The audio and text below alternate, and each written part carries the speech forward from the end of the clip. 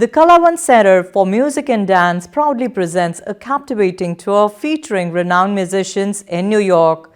The performers include Ustad Liaquat Ali Khan, whose melodies have graced over 300 Bollywood movies.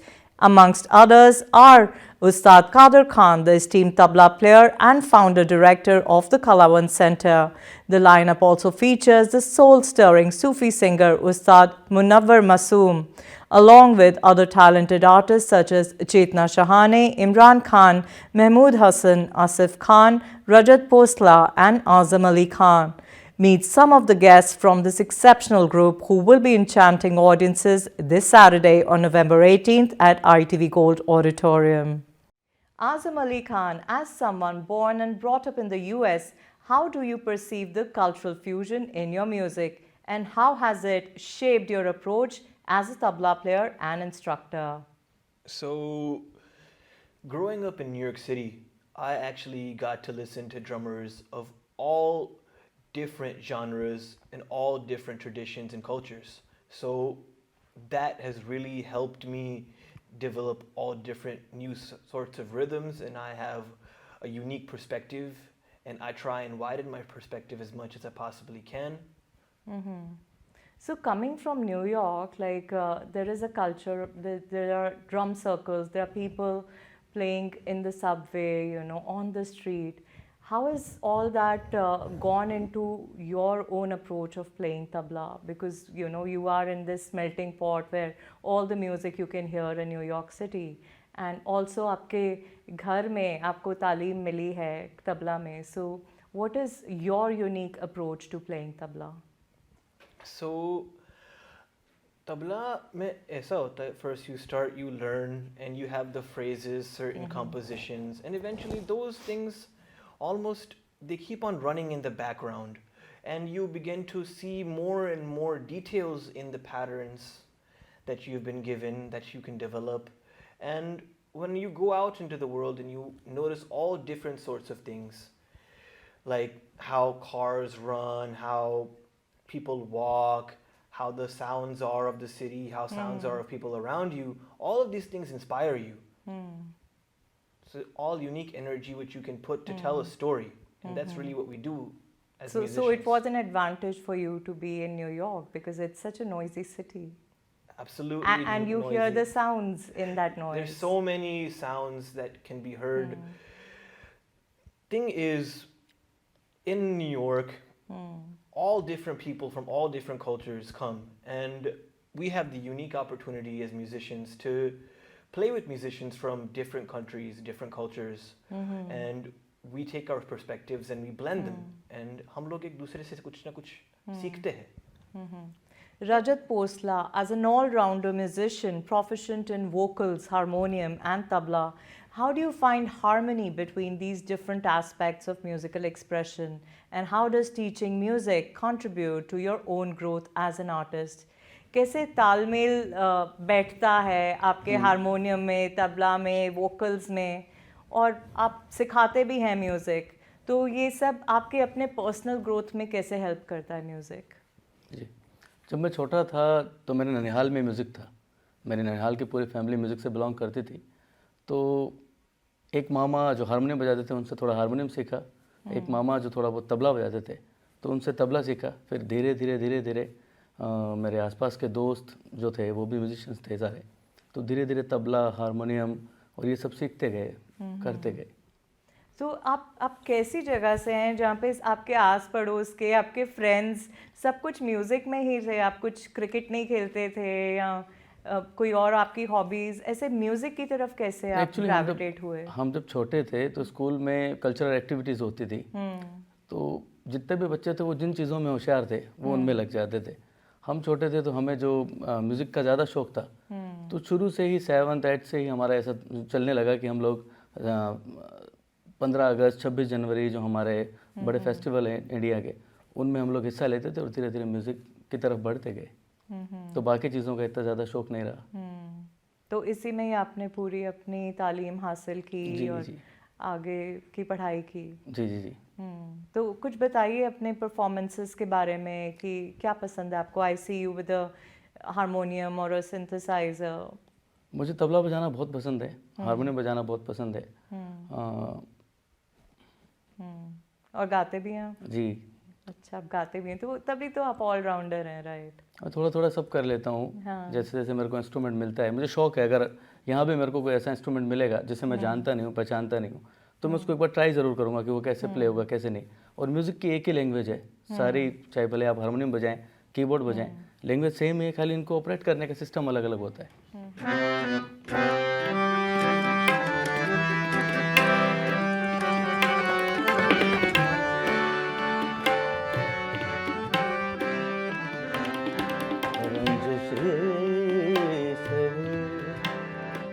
दिल भी दुखाने के लिए रंजिश सहे, आप से मुझे छोड़ के जाने के लिए रंजिश सहे।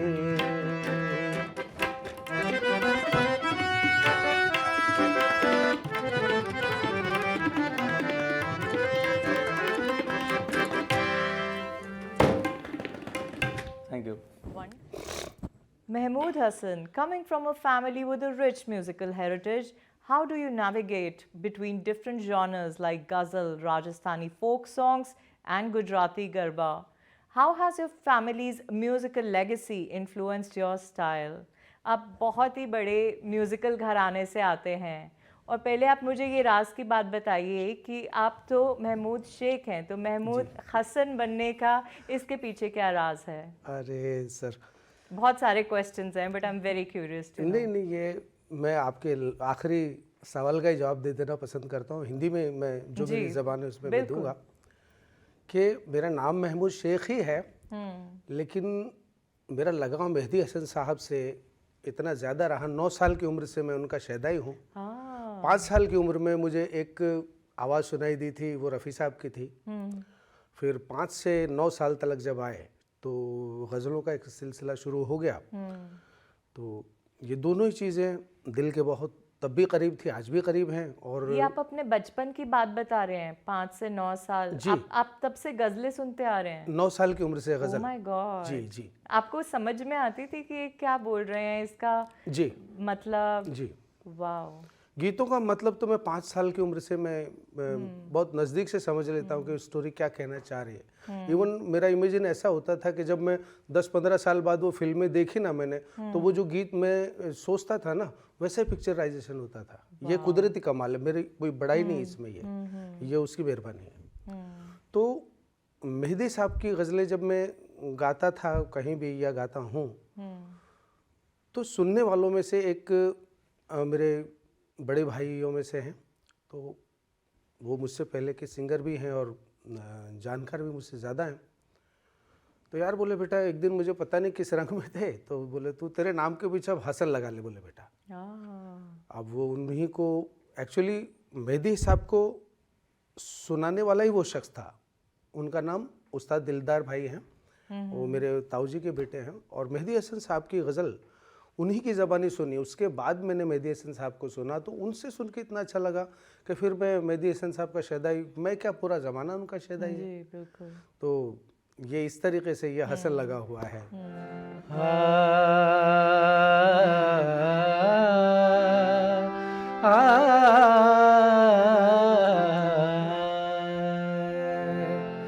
आपके हसीन रुख पे आज नया नूर है, मेरा दिल मचल गया तो मेरा क्या कसूर है। आपकी निगाह ने कहा तो कुछ ज़रूर है, मेरा दिल मचल गया तो मेरा क्या कसूर है।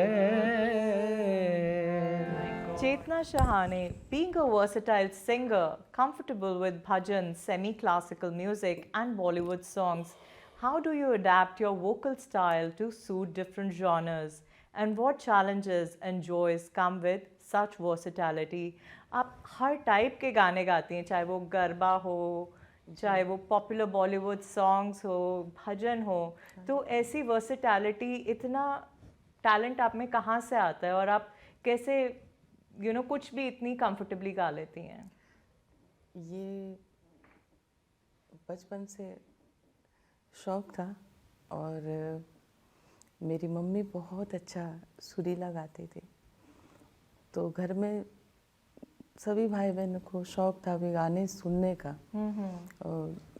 और स्कूल में भी हम लोग जब प्रेयर करते थे तो मेरा नाम लिया जाता था कि वे प्रेयर चेतना गाएगी। तो वहाँ से दौर तो आप शुरू लीड हुआ। करती थी, सारे असेंबली में बच्चे बैठे होते थे जी और आप गाती थी, वो आपके पीछे गाते हाँ थे। जी। अरे वाह। तो वो शौक़ था और बचपन से लता माई को सुनते आए हैं, तो वो एक बस तब से गाने का शौक़ था और शुरुआत की। और स्कूल टाइम में तो नहीं कर पाए, मगर स्कूल के बाद थोड़ी बहुत तालीम ली और उसके बाद शोज़ में हर तरह का गाना ही पड़ता है कि भाई आपका पत्ता पत्ता बूटा बूटा हाय हमारा जाने पत्ता पत्ता जाने न जाने ये गुल ही न जाने ये बाग तो सारा जाने पत्ता पत्ता बूटा बूटा हाल हमारा जाने पत्ता पत्ता। उस्ताद कादर खान जी, लय और ताल एक दूसरे से अलग कैसे हैं? क्या आपको महसूस होता है कि जब आप तबला बजाते हैं तो आसमान से लेकर ज़मीन तक पूरी दुनिया एक ताल में बदल जाती है? It's a wonderful way you have put these two things together. लय और ताल। ताल तो एक फिक्स की हुई चीज है, हमने एक साइकिल बना दी है, बाउंड्री बना दी है ना। लय की कोई बाउंड्री नहीं है। ताल को बोले तो 6 बीट का ताल बना दिया तो बन गया दादरा, 7 बीट का ताल बना दिया तो रूपक बन गया, 10 बीट का रिदमिक साइकिल बनाया तो बोले झपताल बन गया। लेकिन लय जो है वो एक फ्लो है। पृथ्वी की भी एक अपनी गति है, चाल है ना। वो एक हाथी की भी एक चाल है, इसको आप लय, और लय में जब आप लीन हो जाते हैं तो वहां से कनेक्शन बन जाता है। जब तक आप ताल में हैं, you are in the cycle, in the regular world, because you are with the number, you're counting number, or you have to prove how good you are in the rhythmic cycle. But you can be only great when you are in lay. Wow, beautiful. हाँ? So लय में जब आता है तो एक हो जाते हैं और अपने को भूल जाते हैं। जहाँ अवेयरनेस खत्म हो जाती है और फिर एक वननेस आ जाती है ना, टाइम के साथ, सोल के साथ लीन हो जाते हैं, एक दूसरे में मर्ज हो जाते हैं, खुद उस लय में समा जाते हैं, वो लय है। Now coming to Asif Khan, can you share an instance where your classical training unexpectedly enhanced your performance in a non-classical setting, creating a unique and memorable musical experience. आप classically trained हैं, लेकिन अगर कभी आपको ऐसी कई जगह में जाना पड़े जहाँ पे एकदम कुछ ना सुर है ना ताल है, लेकिन फिर भी you were able to kind of impress the audience with your uniqueness. Ji, I was born and brought up in Rajasthan. So my father's side there was no music. But my father is a good listener. हमने बचपन से ही अच्छा गाना सुना है. मेहंदी साहब की गज़लें, गुलाम अली साहब की गज़लें, जगजीत सिंह, मोहम्मद रफ़ी साहब, सबको सुन सुन के वो अंदर उतरा. तब हम सीखते नहीं थे. But from my mother side music था. Okay. और सीखने की एक चाहत जगी. तो उनसे, उस घराने से मेरा ताल्लुक़ जुड़ा जब मैं वहाँ रहने आया उनके पास. और मेरे नाना जी तबला बजाते थे, तो उन्होंने मुझे म्यूज़िक थोड़ा सिखाया. पहले लाइट म्यूज़िक सीखा, बट हर चीज़ का एक जो हमारी जो फाउंडेशन है किसी भी दुनिया की किसी की भी संगीत की, क्लासिकल से ही जुड़ी है. वो दुनिया का कोई भी म्यूज़िक आप बजा सकते हैं अगर आपको क्लासिकल आता है, सुर की समझ है. भले आप लैंग्वेज नहीं समझोगे, किसी भी संगीत की लैंग्वेज नहीं आती हो, बट वो सुर समझ सकते हो आप.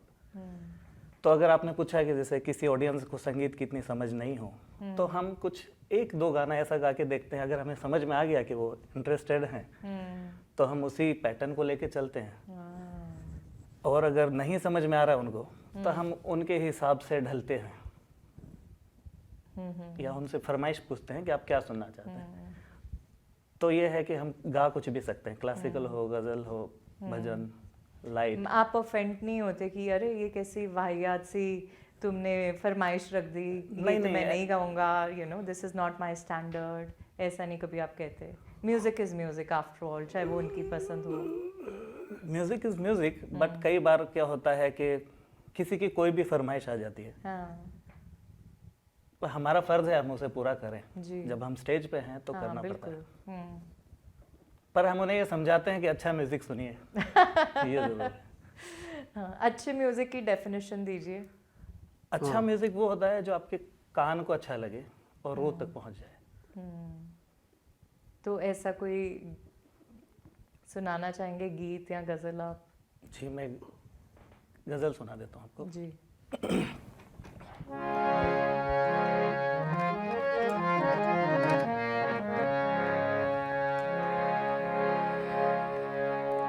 बुलबुल ने गुल से,